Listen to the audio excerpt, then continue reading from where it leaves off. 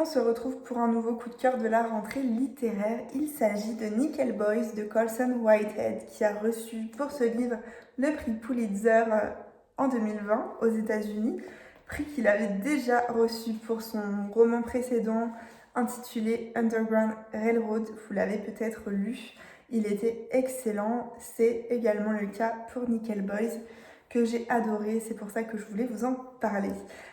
Donc dans ce livre, on rencontre Elwood qui part faire ses études, sauf qu'il va être arrêté et victime d'une erreur judiciaire. Il va être placé dans une école de correction dans laquelle en fait les jeunes garçons subissent des mauvais traitements et il va rapidement comprendre qu'il va pouvoir dire adieu à tous ses rêves et objectifs pour l'avenir puisque son nouveau quotidien c'est cette école.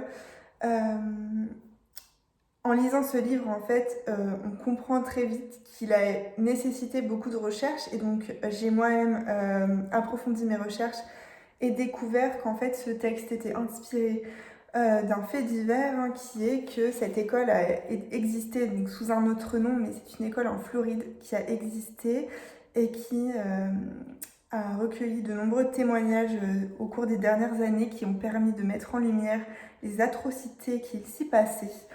À savoir que des jeunes garçons y étaient envoyés sous prétexte qu'ils étaient délinquants et on souhaitait en fait les remettre dans le droit chemin.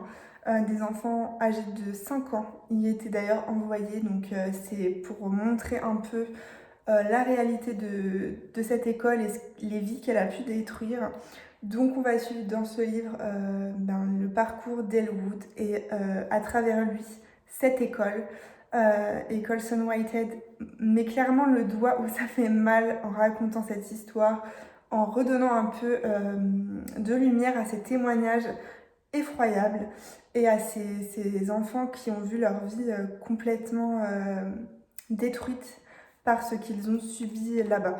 Voilà, donc c'est un roman très intéressant, très poignant, qui clairement est assez révoltant et qui encourage à faire des recherches sur le sujet. Et c'est le genre de roman que personnellement j'aime beaucoup et que je vous recommande.